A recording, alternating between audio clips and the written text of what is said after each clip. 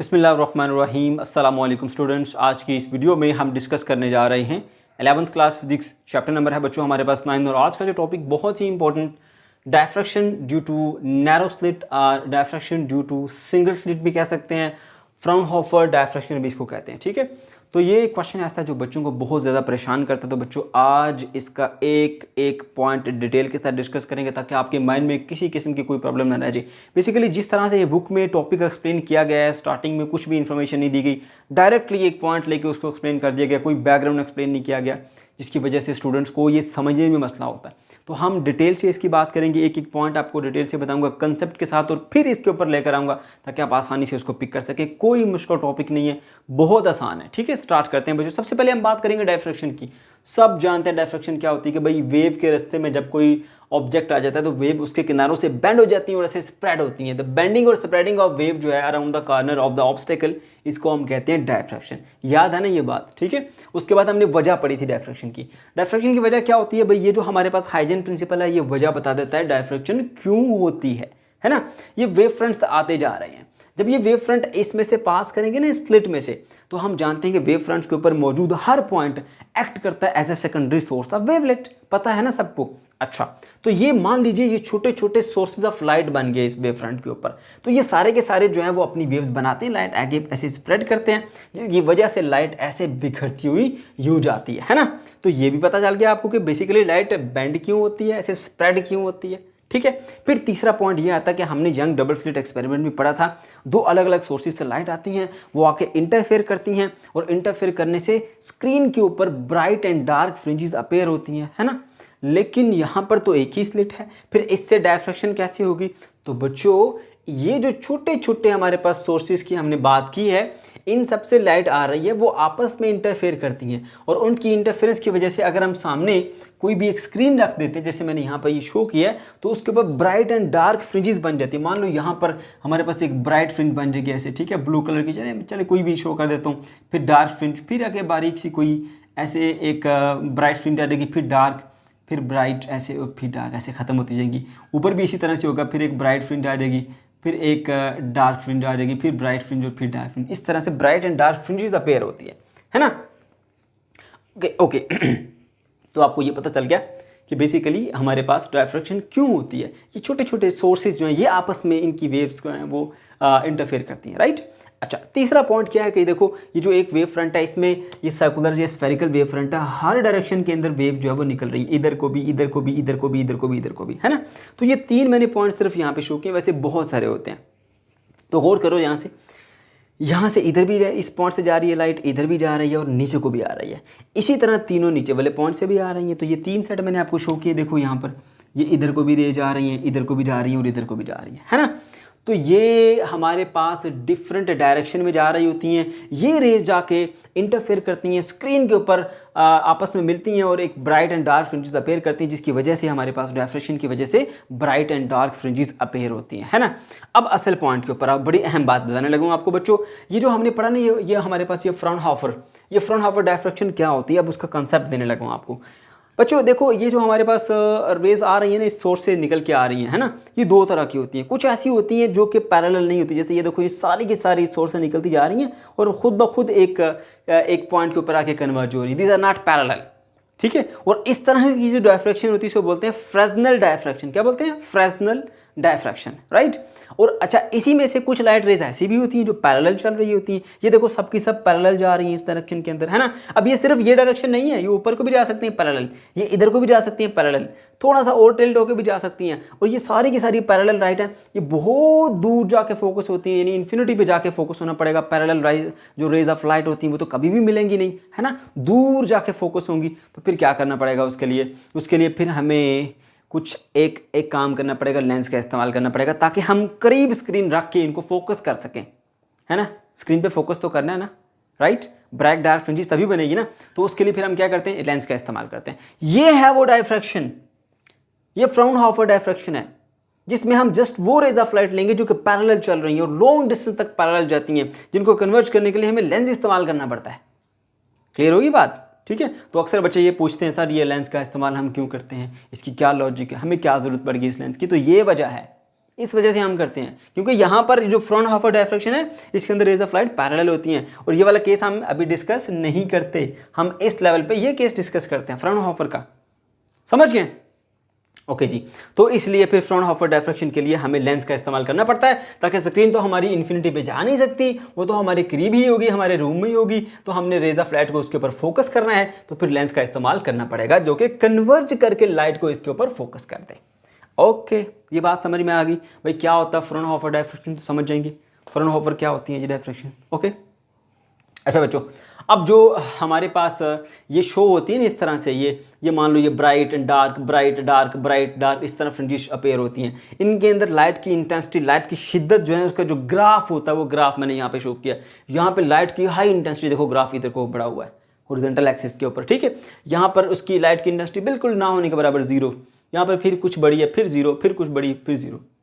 तो यहाँ ये जो पॉइंट्स है, यहाँ पे लाइट मैक्सिमम इंटेंसिटी है उसको मैक्सिमा कहते हैं, जहाँ पे लाइट की इंटेंसिटी मिनिमम है उसको मिनिमा कहेंगे। तो ये मैक्सिमा है, ये मिनिमा, फिर मैक्सिमा, फिर मिनिमा, फिर मैक्सिमा। तो ये मैक्सिमा मिनिमा जो हम लफ्ज़ यूज़ करेंगे तो आपके माइंड में फ़ौरन से आ जाना चाहिए कि सर ने बताया था कि ये होते हैं हमारे पास मैक्सिमा और मिनिमा। ये जो हमारे पास इंटेंसिटी ऑफ लाइट का ग्राफ है, ये जो फ्रिंजिस की इंटेंसिटी है ना, इस फ्रिंज की इंटेंसिटी, इसकी, तो वो कैसी इंटेंसिटी होती है। ओके, ये आपने देख लिया इसको। अच्छा, अब बच्चों ज़रा बात गौर से सुनना। सबसे पहले देखो यहाँ पर जो एक बनी है ना हमारे पास, ये आपको बता देता हूँ, ठीक है। ये इस जगह के ऊपर एक हाई इंटेंसिटी की हमारे पास वो एक फ्रिंज बनी है, ठीक है, जिसको आप देख भी सकते हैं। इसका ग्राफ काफ़ी जो है वो एक्स एक्सिस पे बढ़ा हुआ है, तो इसकी हाई इंटेंसिटी यहाँ पर क्यों हुई? ये देखो यहाँ से जो हमारे पास रेज ऑफ लाइट आ रही थी जब इस स्लिट में से पास की, ये सारी पैरेलल हैं, ठीक है, और ये perpendicular to the plane of the screen है, ठीक है। अच्छा, अब देखो ये सारी की सारी पैरेलल हैं। जब इस लेंस से हमने पास कराया इनको, तो ये एक पॉइंट के ऊपर फोकस हुई और यहाँ पे सबने कंस्ट्रक्टिव इंटरफेरेंस की और ब्राइट फ्रिंज बनी। क्यों? क्योंकि जो ये पहली वाली रे है, ये पॉइंट ए से आ रही है, ये देखो ये वाली इस पॉइंट के ऊपर आई और नीचे वाली बी से इस पॉइंट के ऊपर आई। अब ये ए वाली और बी वाली जो है, इनका जो पाथ डिफरेंस है वो कोई नहीं है, दोनों बराबर फासला तय करके आई है ना। तो यहाँ पर आके मिलेंगी, कंस्ट्रक्टिव इंटरफेरेंस करेंगी तो ब्राइट फ्रिंज बनेगी।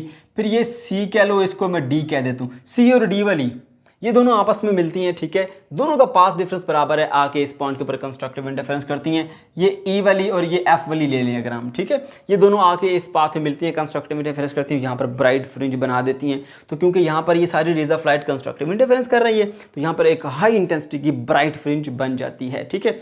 अब ये बस इतना ही आपको बताना था, ये भी मैंने आपको एक्स्ट्रा बता दिया, कुछ बुक्स के अंदर बताया गया है। ये हमारे पास जो ब्राइट फ्रिंज वाला पॉइंट है कुछ में नहीं बताया गया, तो आपकी बुक के अंदर जस्ट मिनिमा की पोजीशन को शो किया गया, मैक्सिमा को भी नहीं एक्सप्लेन किया गया, तो हम भी जस्ट मिनिमा को ही शो करेंगे, ठीक है।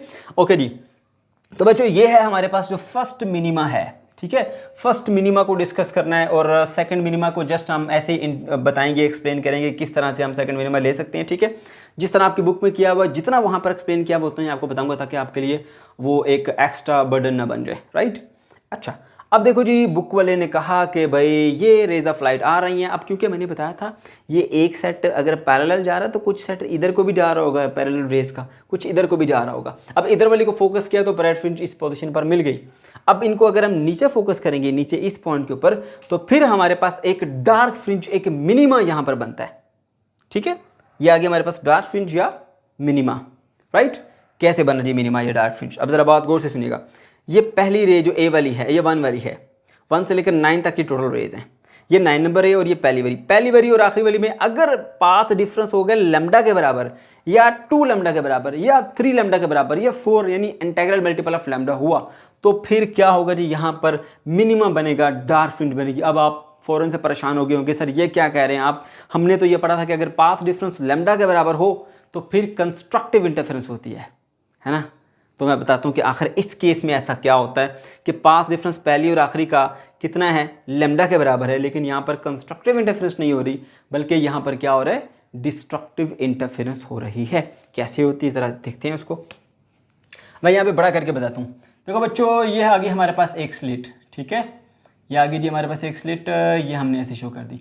ये हम डिफरेंट रेज ऑफ लाइट को मैं ज़रा बड़ा बड़ा करके बनाता हूँ। यहाँ पर 1, ये 2, ये 3, ये 4, 5, 6, 7, 8 और ये 9 ही आपकी बुक में बनी है और 9 ही मैं बना देता हूँ ऐसे, ठीक है।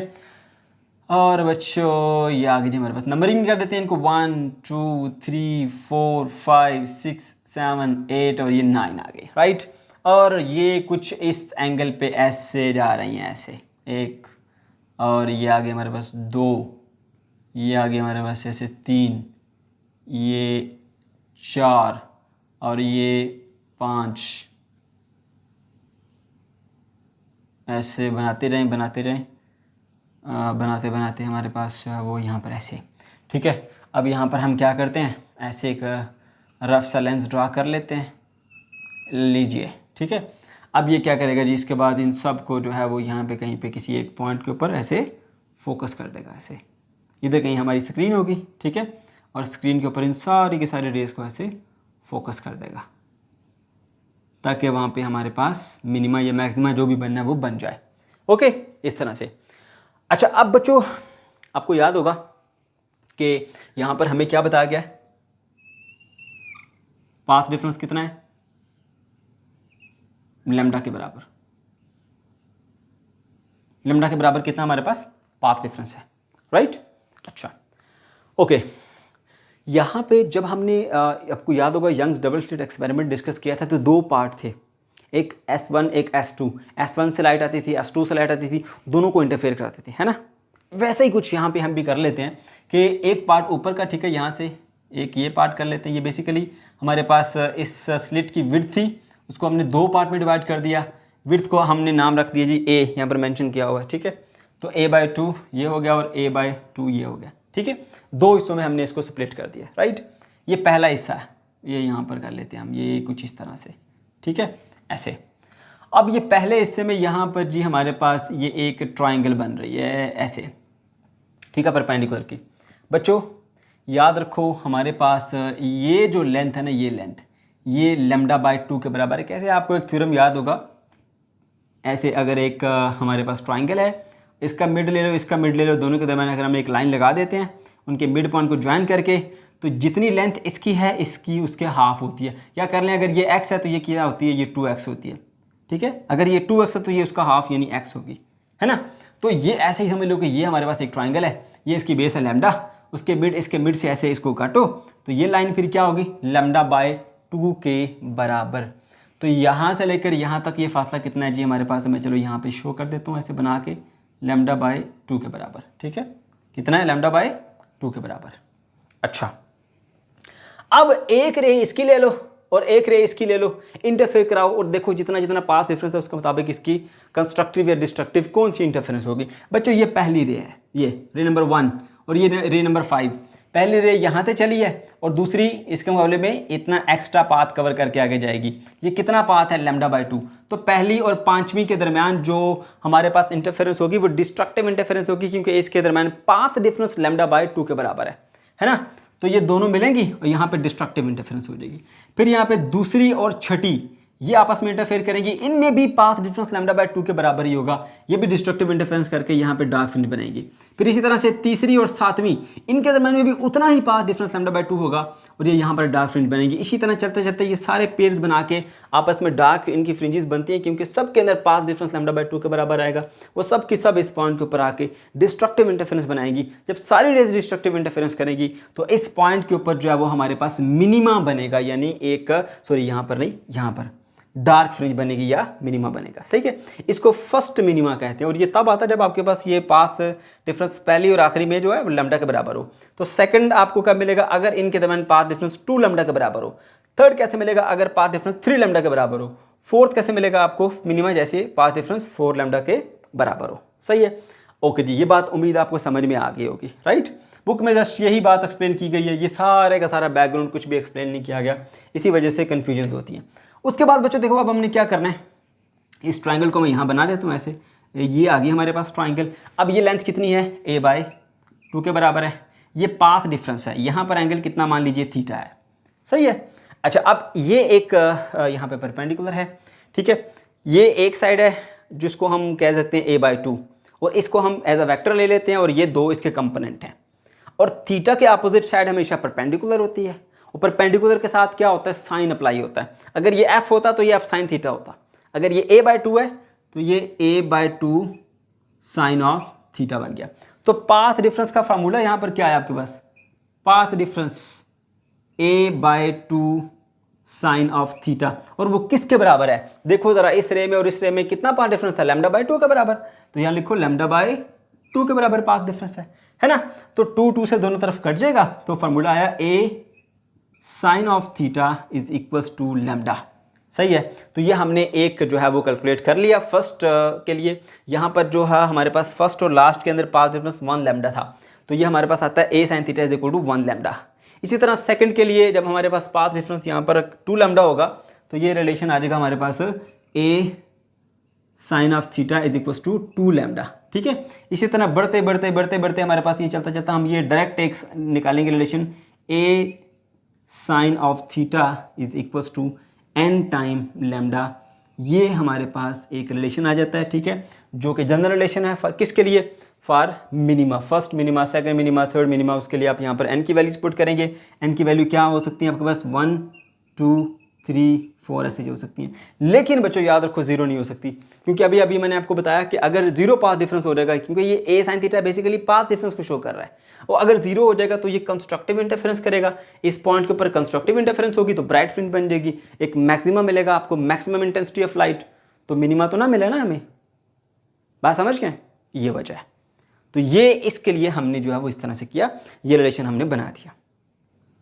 अच्छा बच्चों, यहाँ पे हम जस्ट मिनिमा ही कैलकुलेट करते हैं, मैक्सिमा के लिए हम रिलेशन नहीं निकालते, ठीक है, क्योंकि मैक्सिमा का क्या इशू होता है, ठीक है, मतलब एक पॉइंट के ऊपर आके अगर कंस्ट्रक्टिव इंटरफेरेंस हो रही है तो वहाँ पे मैक्सिमा बनने के चांसेस होते हैं, 100% श्योरिटी नहीं होती कि वहाँ पे मैक्सिमा ही बनेगा। मतलब लेट्स सपोज के मान लीजिए कि एक रे यूँ आती है ऐसे और इस पॉइंट पे आके टकराती है, ठीक है, और इस पॉइंट के ऊपर इसका ट्रफ आता है, और एक इधर से रे आती है, ठीक है, इधर उसका भी इस पॉइंट के ऊपर ट्रफ आता है, ठीक है। अब ये दोनों कंस्ट्रक्टिव इंटरफेरेंस कर रहे हैं इस पॉइंट के ऊपर, और इस पॉइंट के ऊपर आके एक जो है वो लार्जर एम्पलीट्यूड की एक वेव बन जाएगी, जिसका यहाँ पर क्या बनेगा, ट्रफ बनेगा।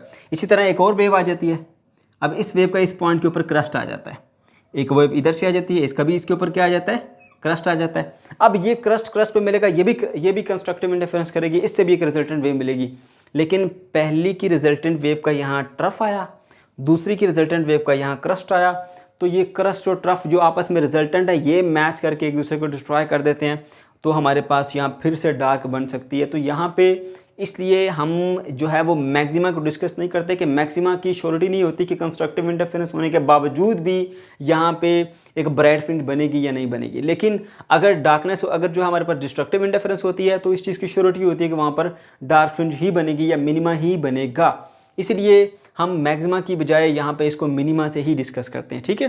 तो ये बच्चों हमारा आज का टॉपिक था। अगर आपको कोई भी किसी किस्म की कोई कन्फ्यूजन हो या किसी किस्म का कोई प्रॉब्लम हो तो कमेंट सेक्शन के अंदर आप ज़रूर पूछ सकते हैं। अल्लाह हाफिज़।